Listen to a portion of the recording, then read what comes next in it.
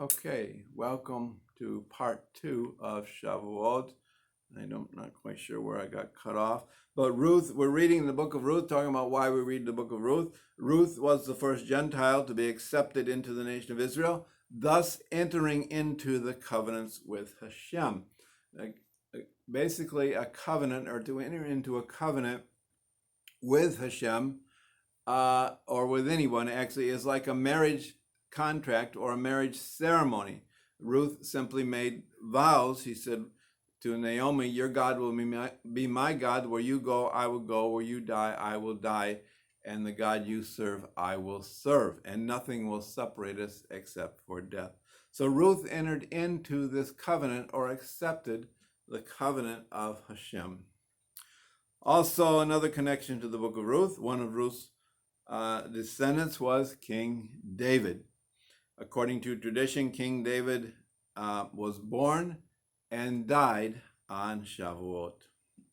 And one of the 7 covenants, we talk about the 7 covenants. I have another teaching on covenants. If you want to look that up on our YouTube channel, it's not there. It should be there within a couple days of the posting of this video. But one of the 7 covenants was made with King David also. Okay, since the theme of Shavuot is covenants, and since Hashem has appointed times for specific things, it is possible, although we cannot be absolutely sure of this connection, since it's not totally provable from the Tanakh, that all covenants were initiated on this day. Because, like I said, when Hashem makes a covenant, he shows up personally himself to establish these covenants. And when he appears personally before us with his, or in his, on his, however you want to say it, his Merkavah. What is the Merkavah? The chariot of Hashem. And who's carrying this chariot or leading this chariot? His entire entourage of Chashmalim, Kayot, Seraphim, and Ezekiel describes these things very well. And he speaks about these things, which I'll talk a little bit more about this minute. But Hashem makes quite an impressive display of grandeur and brilliance when he himself shows up. And remember, he doesn't enter into a covenant with his people through a prophet, through a messenger, through a malach, but he himself makes these covenants, which we'll see a couple more in a minute. Again, Mount Sinai, he showed up. Acts chapter 2, he showed up. Noah, he spoke directly to. King David, he spoke directly to. So when he makes a covenant, he reveals himself in a way that is not usually known or been seen before. Therefore, covenant and revelation go hand in hand. At Mount Sinai, there was a sound of the shofar, a sound like a great rushing water. The mountain was trembling. There was an appearance of smoke, great sounds like thunder, and great flashes of light. And voices appeared, or it says they saw evidence of voices in 70 languages. Why 70 languages? Because the 70 known languages, or the 70 known nations at the time. Therefore, there were 70 languages. And that's all recorded in Exodus chapter 19 and 20. And of course, this is the giving of the Torah on Mount Sinai at Shavuot. So what these things happen, we hear the sound of the shofar, we hear something like a great rushing water. The mountain was trembling, we saw smoke, and we saw great flashes of light. Acts chapter 2, what happened? The exact same thing. We heard a great rushing wind, as it sounds like a great wind is sweeping through, as it sounds like. Remember, these are just man's interpretation describing what they hear or what they see. Again, Ezekiel explains it rather well. Still, we can't totally understand it, but he explains what is actually going on. In Acts chapter 2, again, they saw smoke, they saw great sounds like thunder, great flashes of light, and they saw the evidence of Hashem speaking in multiple languages. It says every person understood in their own language.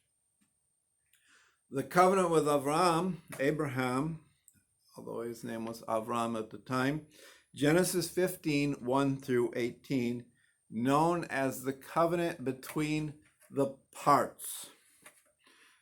Quite simply, Hashem had Abraham cut these animals in half, lay them side by side, and he lays between them. But literally, the concept is him and Hashem walking through the parts together and making this covenant.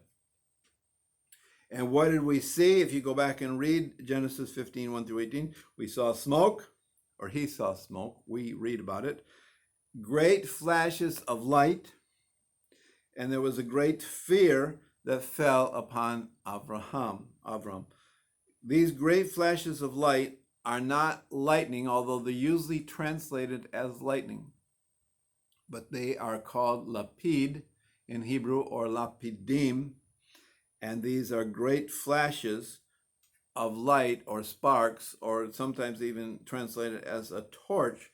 But these are the sparks from the chayot, the chashmalim, and the seraphim described in Ezekiel chapter 1. With the context of what I'm telling you, Hashem is showing up with his entourage in his Merkavah, in his chariot, and what's driving or carrying this chariot is all these heavenly beings. And Ezekiel says their feet are spinning, and their wings are spinning, and their heads are spinning, and this is going to create great flashes of light. When we were children, we had these little things like pinwheels, and you could actually make like sparks fly off from them. And also these kashmalim. I like these kashmalim. It's the modern Hebrew word for electricity, kashmal. And that comes from right here in Ezekiel 1, these kashmalim, these sparky or fiery electrical, if you could put it that way, beings that are carrying the Merkavah, or as we say, or I like to say, the entourage of Hashem. So these lapidim, as well as these other signs, are always present when Hashem appears with his entourage. Again, Ezekiel chapter 1, very important to read that and understand that in the context of what is going on. And he also starts out, he says he heard, as it were, a sound of a great rushing wind. He hears this coming. Hashem is coming through the air, and he's literally cutting the air. And it's just an awesome sound. A trembling comes upon the people. But Hashem is booming. He's like thunder. His voice is booming. And the sound of these beings that are propelling him, his Merkavah, it's making these great sounds. We see these things also, these lapidim and some other things, Isaiah chapter 6, verse 1 through 6, when Isaiah is in the presence of the throne of God. This Merkavah also is known as the throne of God, where Hashem sits, but for always, I guess, if you want to think of it this way, always portable or always ready to travel. Revelation chapter 4, verse 1 through 11, again, we see these same things. We see this great rushing wind. We see these lapidim. And Habakkuk 2, chapter 20, verse through chapter 3, verse 19, and Ezekiel. Ezekiel and all these, Isaiah and in Revelation, they are all in the presence of Hashem. They're not seeing a vision. They're actually in the presence of Hashem himself. And they experience these phenomena, and Ezekiel tries to describe it in much detail. He does describe it in much detail. It's still not fully comprehensible for our finite minds. Okay, so that's a little bit about the covenants in Revelation. The synagogue readings for Shavuot, every appointed time, like the Shabbat and all the appointed times, we have special reading in memory of the day. Excuse me. So, of course, we read from the Torah. What do we read? Exodus 19 and chapter 19 and 20. What is that? The giving of the Torah at Mount Sinai. We also read Deuteronomy 14:22 through 16:17. Now, some of these readings, I might say also in some denominations of Judaism, in the diaspora, many of these appointed times are celebrated for 2 days. So we have a first day reading and a second day reading. In the diaspora, in Israel, it's only a 1-day feast. In the diaspora, it's 2 days. And so we read Deuteronomy 14:22 through 16:17, which concludes with the talk speaking of Shavuot. And then Numbers 28:19 through 25, again, talks about the offerings. Now, the Haftarah, we always have a portion from the prophets that we read that corresponds with the Torah or the appointed time. And so what do we read? What I just mentioned earlier, Ezekiel chapter 1, verse 1 through 28, and then chapter 3, verse 12. And then, as I mentioned, also Habakkuk 2, verse 20 through 3:19. Those are the Haftarah readings for Shavuot. We also read the book of Ruth, as I mentioned before. That's usually done in the afternoon, in time of Mincha. And then for the believers in Yeshua, the Brit Hadashah, Acts chapter 2 is read, which again, some of the same events, all of the same events actually, or phenomena are just like on Mount Sinai. So, although there is not a great deal of special liturgy reading for Shavuot, like some of the other appointed times, Yom Kippur, has, of course, much of its own special reading. Sukkot and Rosh Hashanah, Pesach, they have more special readings. Shavuot, there's not much attached to it. And as a holiday, like I said, there's not a whole lot of special things to do. Like, we don't build a sukkah, we don't fast, we don't have to eat unleavened bread or whatever. There's not a whole lot of special things to do either. But, so there's not a whole lot of special liturgy. However, Shavuot does have its own special Sidur, known as a Machzor. We have 5 Machzorim, one for Pesach, one for Rosh Hashanah, one for Yom Kippur, one for Sukkot, and one for Shavuot. But there are a few piyutim. Piyutim are liturgical poems that are very well known and read on Shavuot. First one is from the Ashkenazi tradition called Och DeMuth. Och DeMuth is an Aramaic term. Of course, this is done in Aramaic. The whole Och DeMuth is in Aramaic. It's composed by Rabbi Meir ben Yitzhak in the 11th century in Germany. It's written in Aramaic. This piyut is about creation through the Olam Haba. It's about the bliss that will be in the Messianic era. It talks about King David and Ruth. It talks about the Chayot and the Seraphim mentioned in Ezekiel, and as they relate to Hashem's heavenly abode. So it's a very beautiful prayer found in the Ashkenazi Machzor, because it is an Ashkenazi tradition. In the order of the Sephardic tradition, we have a couple different things. First of all, we read what's called the Ketuba for Shavuot. The Ketubah is a marriage contract, or it is a marriage contract. In many Jewish homes or Jewish weddings, there's a Ketubah that's signed. The Ketubah is the promise of the man to take care of his bride and provide for all of her needs.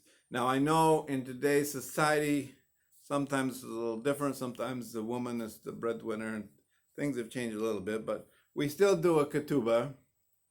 It's a traditional thing. Oftentimes it's displayed in the home. It's usually very decorative, and it's usually framed. It's very beautiful. But this Ketubah, that's another word for the Torah, which was a Ketubah. It was the marriage contract of Hashem signing the Ketubah, or offering the marriage, the contract or the terms to his bride, Israel, and the promise to take care of them and provide for all their needs forever. this marriage contract, again, the Ketuba that's read for Shavuot is the marriage contract between Hashem and the Jewish people.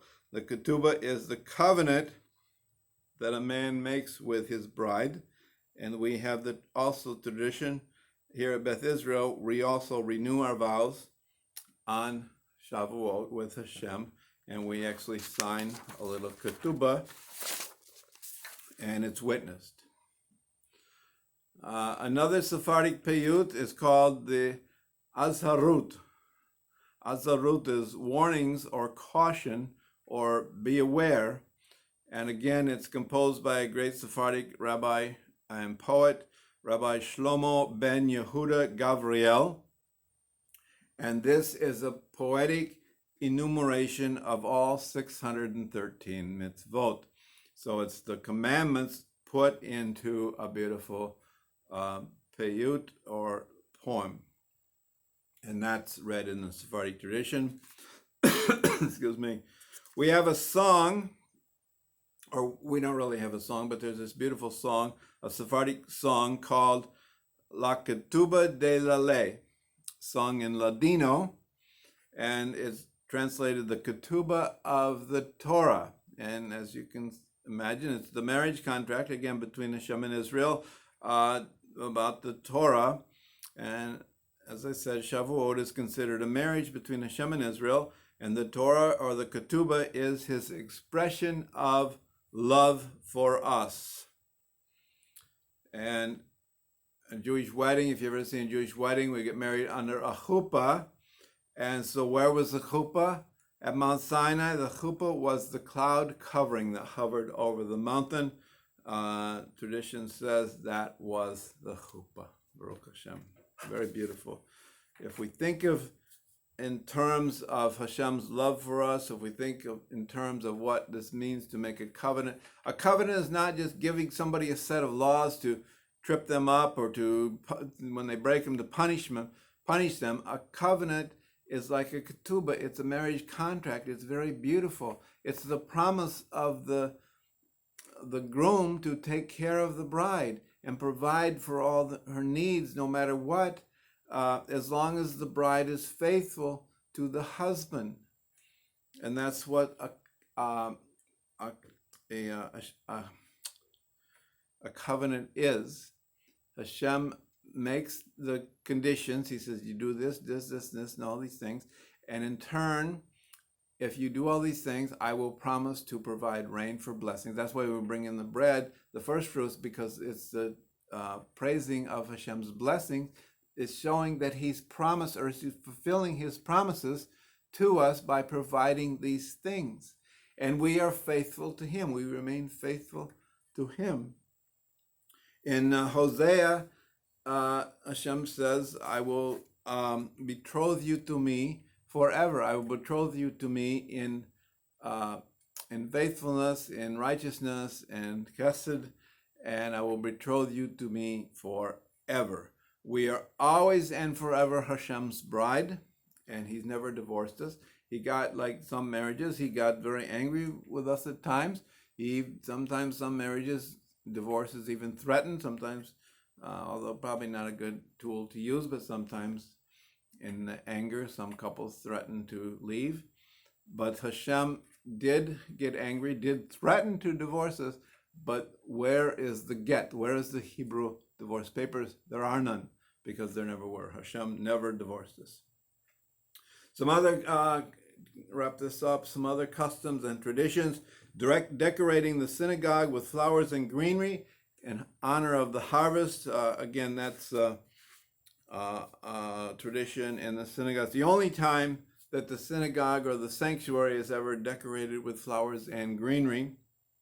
But rabbis say it's perfectly acceptable on Shavuot. In fact, it's kind of recommended on Shavuot in honor of the holiday. Another thing we have or we do is called Tikkun Le'il Shavuot.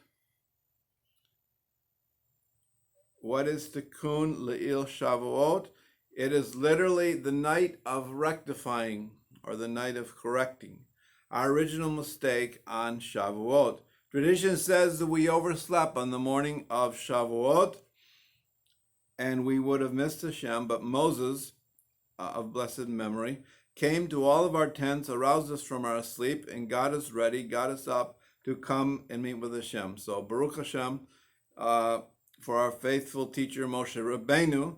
And so we stay up all night and study the Torah to show Hashem that we are worthy to receive the Torah and that we are worthy to receive his blessings.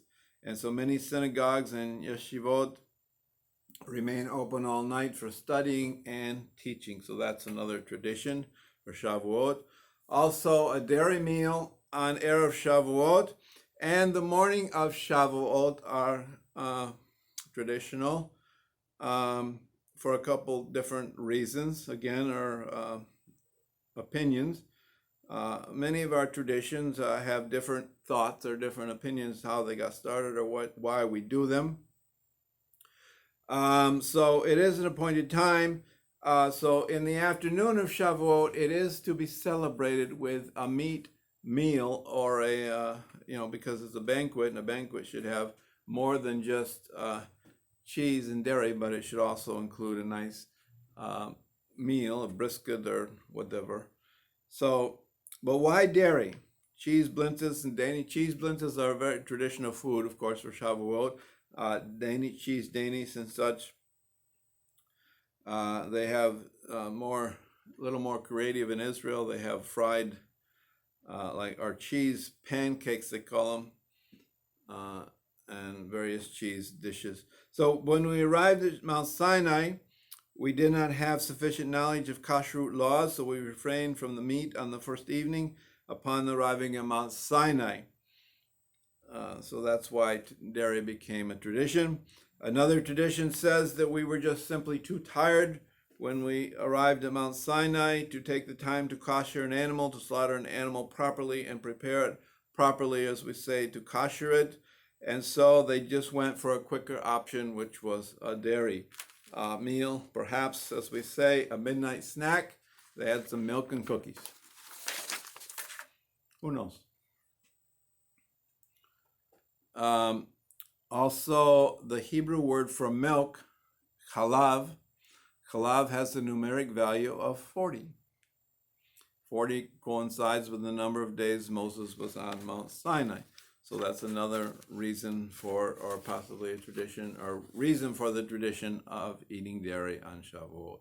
We dress in white. White represents cleanliness and purity. Hashem told Moses to have them wash their garments and clean themselves up in preparation for my marriage banquet. Again, that's what it was at Mount Sinai. It was a marriage banquet or a wedding, as we say. And so we were to come dressed for the occasion. So we wear white in honor of that memory. Exodus 19:10.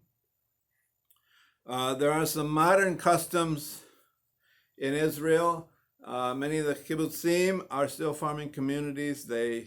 I've never been there at a kibbutz on Shavuot, but today's very nice. You just Google any of these things, you can find all kinds of pictures. And so they decorate the tractors, the wagons with greeneries and floral arrangements, and the wagons and the cows. And they load the children and the produce in the wagons, and they parade around, rejoicing and dancing before Hashem for the blessings of the crops. The farming communities in Israel also have the tradition of presenting their dairy and produce to the president of Israel on Shavuot, another Israeli tradition. Another strange, perhaps, tradition whose origin is unknown is water fights.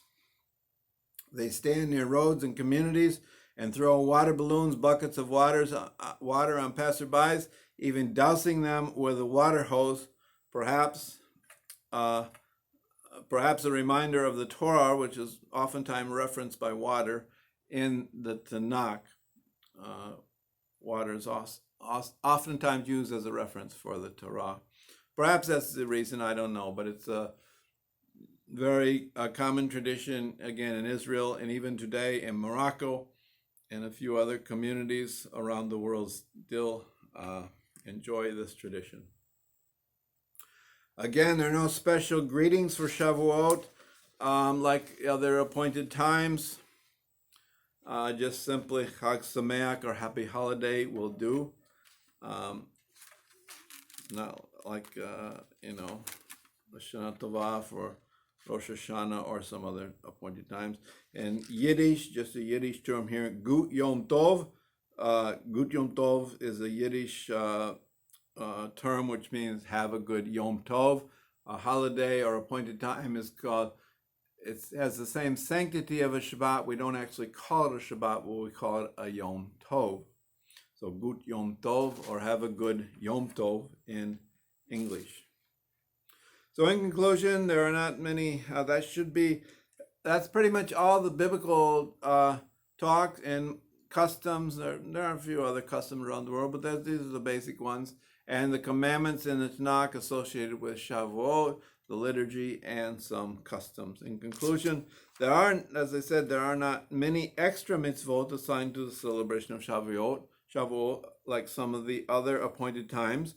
But the main theme here is the giving of the Torah, the marriage contract, and the covenant with Israel, and Hashem revealing himself in person, not through an angel, not through a prophet, but himself. When the covenant was made, we have evidence, as I tried to share with you, that he himself shows up with all of his heavenly throne room, or his entourage of these heavenly beings. And this is what makes all the noise and the sparks and the sound of the great rushing wind, as it sounds like.